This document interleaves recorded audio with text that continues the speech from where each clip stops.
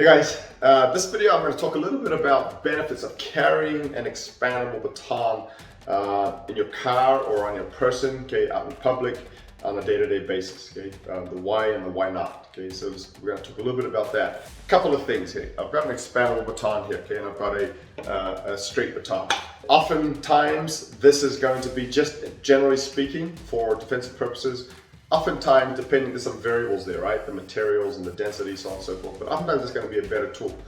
Why?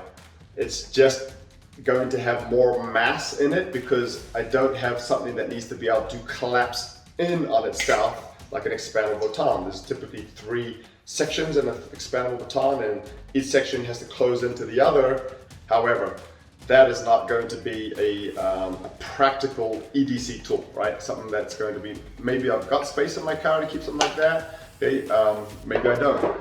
And if I'm, in a place where I feel like it's necessary, and I do this in some parts of the world myself, having an expandable baton is something I can keep in my bag, in my pocket, okay, and my belt line. So again, another argument for having an expandable baton, right? Just like a folding knife, right?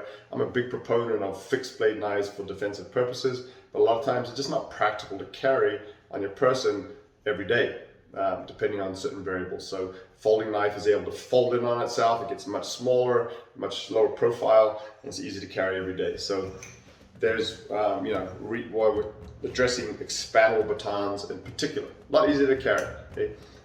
Training, okay? You don't just carry a baton, just like I don't recommend anyone just buy a gun and say, I'm good to go, I'm ready to defend myself.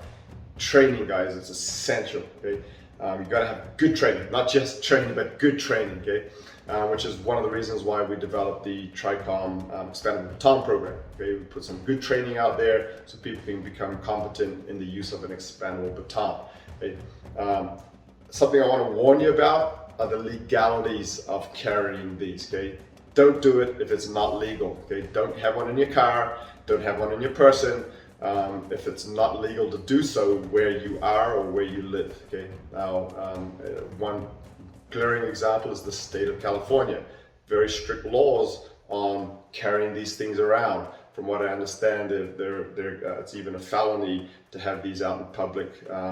Don't fact check that, but I do know that California does have strict laws on expandable batons, and it may be the same in other cities, other parts of the country or the world where you live. So keep in mind the legalities, but also keep in mind, especially with good training, hey, if you train Filipino martial arts and you're training with sticks or batons all the time, but you don't have one available for defense, guys, make sure you got one, okay? Because all the training is going to be for naught if you need it and you don't have it, okay? So few reasons, few arguments for having an expandable baton in your car, on your person, available for self-defense purposes. We could add on to that, but keep this short and concise.